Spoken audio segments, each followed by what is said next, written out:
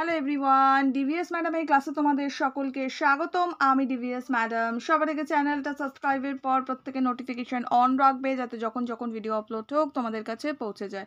আলোচনার বিষয় ক্লাস 8 হিস্ট্রির আমরা 11 নম্বর স্কুলের প্রশ্নপত্রটা নিয়ে আলোচনা করছি। ঠিক আছে, শুরু করা যাক। ভিডিওটা বেশি থেকে বেশি লাইক শেয়ার করো, প্রত্যেকে নোটিফিকেশন অন রাখবে, যাতে যখন যখন ভিডিও আপলোড হোক তোমাদের কাছে পৌঁছে যায়। শুরু করা যাক। আর পাঠ্য বইয়ের সমস্ত প্রশ্ন উত্তর করিয়ে দিয়েছি। পাঠ্য বইয়ের লাইন ভিত্তিক পড়া আমাদের হয়ে গেছে। প্লেলিস্ট ভিজিট করো, সব পেয়ে যাবে। 11 নম্বর স্কুল কি বলছে? বলছে যে নিচের প্রশ্নগুলো নির্দেশ মতো উত্তর লেখ। দেখো কি বলেছে। বলেছে ঠিক উত্তর বেছে নিয়ে লেখো। অন্ধকূপ হত্যার প্রথম বিচারক ছিলেন কে? ওয়াটসন নাকি রজার ড্রেক নাকি হলওয়েল? তার কে ছিলেন? না, আমরা সবাই জানি যে হলওয়েল ছিলেন। তো আনসার ইজ হলওয়েল। নেক্সট পরেরটা বলেছে ঠিক উত্তরটি বেছে নিয়ে লেখো। চতুর্থ ইঙ্গ মহীশূর যুদ্ধ সংগঠিত হয় 1799, 1764, 1757। 1799 এটা হবে। ওকে, নেক্সট প্রশ্নে চলে যাব। নেক্সট প্রশ্ন আমাদের বলেছে যে বেমানান শব্দটি খুঁজে বার করো। বলেছে ডেভিড হেয়ার নাকি উইলিয়াম পিট নাকি উইলিয়াম কেরি? এটা হবে উইলিয়াম পিট।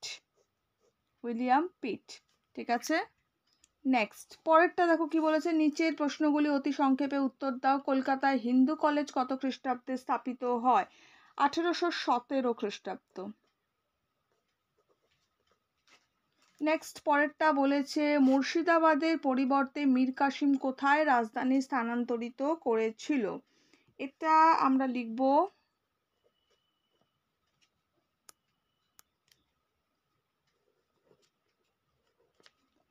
মুঙ্গের। ঠিক আছে, তাহলে মুর্শিদাবাদের পরিবর্তে মীর কাসিম কোথায় রাজধানী স্থানান্তর করেছিল? না, আনসার লিখবো মুঙ্গেরে।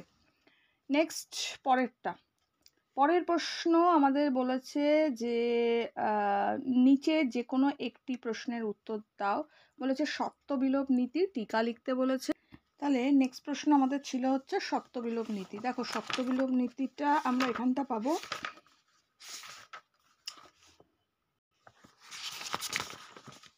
এই যে সত্যবিলোপ নীতি এখানটা আছে, এখান থেকে লিখতে পারো, বা আমি দিয়েছি লিখে সেটাও লিখতে পারো। এখান থেকে সত্যবিলোপ নিয়ে 3 নম্বরের প্রশ্ন এটা। 3 নম্বর, ইয়েস 3 নম্বর না 2 নম্বরে রয়েছে। তো সেইভাবে এটা লিখতে হবে। 2 নম্বর বা 3 নম্বরে দেয় সাধারণত। এইটা হচ্ছে সত্যবিলোপ নীতি আছে, এখান থেকে লিখতে হবে। আদারওয়াইজ যেভাবে দিলাম সেভাবে লিখতে পারো। এইটা লিখবে, কি লিখবে জাস্ট আ সেকেন্ড, কি লিখবে দেখো। সত্যবিলোপ নীতি 1848 খ্রিস্টাব্দে গভর্নর জেনারেল লর্ড ডালহৌসি ভারতে এসে সত্যবিলোপ নীতি প্রয়োগ করেন। উদ্দেশ্য পয়েন্ট করে লিখবে। সত্যবিলোপ নীতি গ্রহণের পিছনে লর্ড ডালহৌসির প্রধান উদ্দেশ্য ছিল যত বেশি সংখ্যক ভারতীয় রাজ্যগুলিকে প্রত্যক্ষ ব্রিটিশ শাসনাধীনে নিয়ে আসা।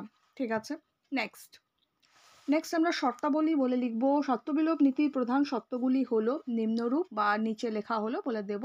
1 নম্বর, কোম্পানি সৃষ্ট কোনো দেশীয় রাজ্যের রাজার পুত্র সন্তান না থাকলে সেই রাজা কোনো দত্তক পুত্র গ্রহণ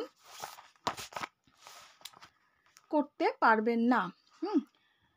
আচ্ছা, এবং রাজ্যটি তখন ব্রিটিশ সাম্রাজ্যভুক্ত হবে। নেক্সট, এটা 2 নম্বর। এছাড়া দত্তক নিতে চাইলে কোম্পানির অনুমতি নিতে হবে।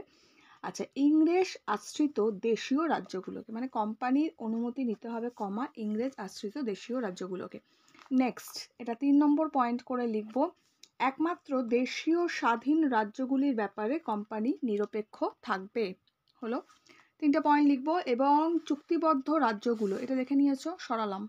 এবার লিখব চুক্তিবদ্ধ রাজ্যগুলো করে লিখব ডালহৌসি এই নীতি প্রয়োগ করে কোলবা, সাতারা, ভগত, সম্বলপুর, নাগপুর ইত্যাদি রাজ্য ব্রিটিশ সাম্রাজ্যভুক্ত করেন। ঠিক আছে, বাস এতটা আমরা লিখব।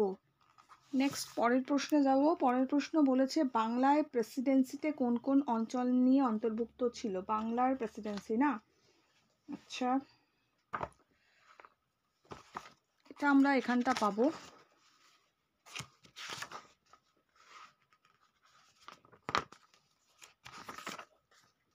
এই যে 3rd নম্বর চ্যাপ্টারে প্রথমেই রয়েছে, দেখো এই যে এখানে দুই অধিকার পেয়ে বাংলায় ব্রিটিশ কোম্পানির চূড়ান্ত অধিকার। ওকে, এই যে বাংলাতে গড়ে ওঠে প্রেসিডেন্সি ব্যবস্থা। বাংলা, বিহার, উড়িষ্যা, আসাম, ত্রিপুরা অঞ্চল মিলে ছিল বাংলা প্রেসিডেন্সি। ঠিক আছে, বাংলা, বিহার, উড়িষ্যা, আসাম, ত্রিপুরা অঞ্চল মিলে ছিল বাংলা প্রেসিডেন্সি। হয়ে গেল। তাহলে আমি এতটা পর্যন্ত তোমাদের করিয়ে দিলাম। এরপরে কিছু বড় প্রশ্ন রয়েছে। বড় প্রশ্ন অলরেডি আমি দিয়ে দিয়েছি, পাঠ্য বইয়ে গুরুত্বপূর্ণ প্রশ্ন বলে দেওয়া আছে, দেখবে চ্যাপ্টার ভিত্তিক, তার মধ্যে দেওয়া আছে।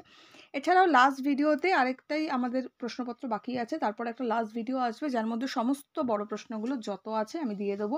প্রত্যেকে নোটিফিকেশন অন রেখো। এখনের জন্য এইটুকু, বন্ধুদের সঙ্গে শেয়ার করো, লাইক করো, খুব ভালো থাকো।